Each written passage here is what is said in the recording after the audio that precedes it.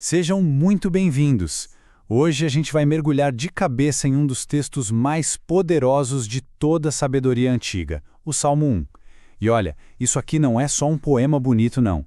Pense nele como um mapa, um guia para uma vida que não se abala. E ele nos coloca diante da escolha mais fundamental que qualquer pessoa pode fazer. Vamos juntos desvendar isso? A grande pergunta que o Salmo joga na nossa cara é essa: será que só existem dois caminhos na vida? Pois é, o Salmo 1 não vem com um cardápio cheio de opções. Ele é direto. Ele diz, são dois caminhos. E ponto final. E essa escolha, ela não define só o nosso futuro. Ela define quem a gente é. É um contraste radical, sabe? De um lado a bênção, a vida, do outro a maldição, a morte. E é por isso que muita gente vê esse salmo como a grande porta de entrada, o pórtico para um tesouro de sabedoria. A localização dele, bem no comecinho do livro dos Salmos, não é por acaso, de jeito nenhum. É totalmente intencional. Ele é a chave que a gente precisa para destravar o sentido de tudo o que vem pela frente, sabe? Todos os lamentos, os louvores, as orações. O Salmo 1 estabelece as regras do jogo. Ok, então vamos entrar nessa primeira parte, o pórtico dos Salmos. Porque, como eu disse, o Salmo 1 não está ali sozinho. Ele tem um parceiro, o Salmo 2. E juntos, eles formam uma introdução dupla que estabelece o grande tema de todo o livro, que é como viver uma vida que seja realmente abençoada. E eles se completam de um jeito genial. Pensa assim, o Salmo 1 é sobre a nossa vida pessoal, o nosso microcosmo. Ele foca na nossa devoção à palavra de Deus, a Torá. Já o Salmo 2, ele dá um zoom out. Ele amplia o foco para o mundo inteiro, para o macrocosmo. Ele fala sobre o governo do Rei de Deus sobre tudo e todos. É como se a jornada interior do Salmo 1 preparasse o terreno para a gente conseguir entender e aceitar o Rei do Salmo 2. Faz sentido, né? Vamos para a nossa segunda parte, a poesia dos dois caminhos. E aqui a coisa fica ainda mais interessante. Porque a genialidade do Salmo 1 não está só no que ele diz, mas em como ele diz. A própria estrutura do poema, a forma como ele foi escrito, é uma aula. Olha só a técnica do poeta aqui. É brilhante.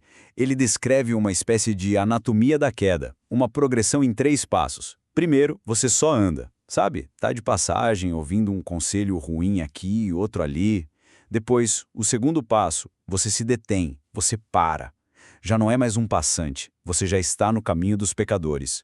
E por fim, o estágio final, você se assenta.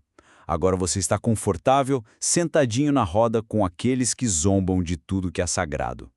É um alerta incrível sobre como o desvio é gradual, como o mal vai nos ganhando aos pouquinhos. Agora a gente chega numa parte que eu, pessoalmente, acho fascinante. Vamos falar sobre as palavras-chave do coração desse salmo. A gente vai dar uma olhada em algumas palavras do hebraico original, porque elas carregam uma riqueza de significado que às vezes se perde um pouco na tradução. É como abrir um baú do tesouro. A primeira palavra que abre o salmo é ashré. Em português a gente traduz como bem-aventurado ou feliz. Mas cuidado, não é a felicidade que a gente vê no Instagram, aquela que depende se o dia tá bom ou se algo legal aconteceu. Não. Ashré é algo muito mais profundo.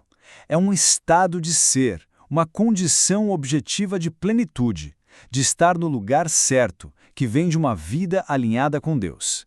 É uma felicidade que não depende das circunstâncias externas. Depois temos a famosa palavra Torá. Muita gente ouve Torá e pensa imediatamente em lei, num conjunto de regras.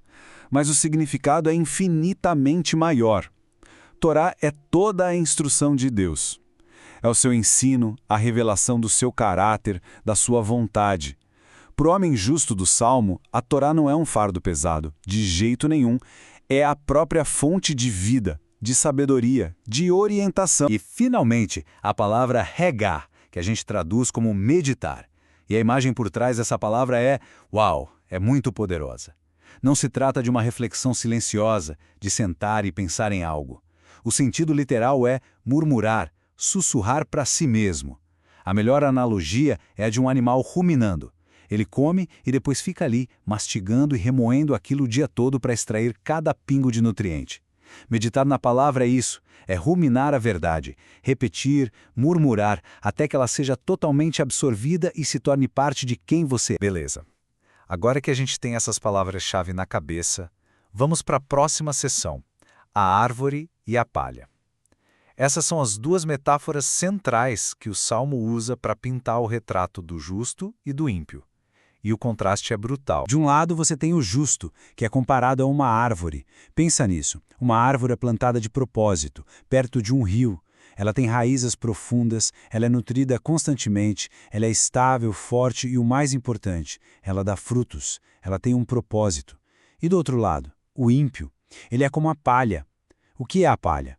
É o resto, é seca, leve, sem raiz, sem valor, qualquer ventinho que bate leva ela embora. É a imagem perfeita de uma vida instável, sem substância, sem propósito. Então, para resumir essa diferença toda, a gente pode olhar para isso aqui. O fundamento do justo é o prazer, o deleite na instrução de Deus. O fundamento do ímpio, a sua própria autonomia, os conselhos que ele acha melhores. A conduta do justo leva à meditação e à frutificação. Ele produz algo de bom. Já a do ímpio leva ao escárnio e à instabilidade. E, no final, o destino, o destino é a consequência de tudo isso. O caminho do justo é conhecido e aprovado por Deus. O do ímpio simplesmente perece, se dispersa no ar. Certo, vamos para a nossa última parte, onde a gente vai adicionar uma camada a mais de profundidade. Vamos ver o sentido final do justo. Porque na perspectiva cristã, esse salmo não é só sobre um ideal de comportamento. Ele, na verdade, aponta para uma pessoa bem específica. Essa citação do Sidney Gray Danos é muito boa. Ele diz que o Salmo 1 deve ser lido primeiro como um espelho que mostra a nossa própria falha moral. E vamos ser sinceros, né? Quem de nós pode ler o verso 1 e dizer esse sou eu 100% do tempo? Ninguém. O padrão é perfeito, é altíssimo. O Salmo nos mostra um ideal que a gente não consegue alcançar, mas ele não para por aí. Ele também serve para apontar para a perfeição de Cristo. Ele nos mostra alguém que viveu isso de forma perfeita. E é aqui que tudo se conecta. Jesus é apresentado como a personificação perfeita do homem justo do Salmo 1. Ele é aquele que nunca andou no conselho dos ímpios. Ele é a própria palavra, a Torá que se fez carne e habitou entre nós. Ele é a verdadeira árvore da vida, da qual a gente pode tirar vida eterna. O caminho dele é o único caminho que o Senhor, no final das contas, conhece e aprova. E essa última palavra do Salmo, conhece, é a chave de tudo. Em hebraico é yadá. E isso não é um conhecimento intelectual, do tipo eu sei que você existe. Não. Yadá implica uma relação profunda, íntima, de cuidado, de aprovação. É uma palavra de aliança, de pacto.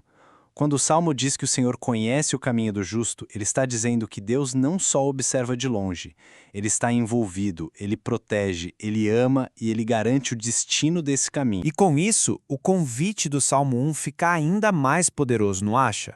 A escolha que ele nos apresenta não é só entre dois jeitos de viver, mas entre um destino de perdição e uma pessoa. O convite final não é para a gente tentar, com as nossas próprias forças, ser a árvore perfeita. A gente já viu que não consegue. O convite é para se conectar a Cristo, a árvore da vida, o único caminho que, de fato, leva à vida. E assim, a gente volta para a pergunta do começo. Depois de ver tudo isso, qual desses dois caminhos está definindo a sua jornada? O Salmo nos força a fazer essa autoanálise. As nossas escolhas, as pequenas, do dia a dia, elas estão nos tornando uma árvore firme, com raízes, ou uma palha que qualquer vento leva. Mas a grande notícia do Salmo é que a escolha de qual caminho seguir está sempre à nossa frente. É uma decisão que podemos tomar hoje. Obrigado por me acompanhar nessa jornada.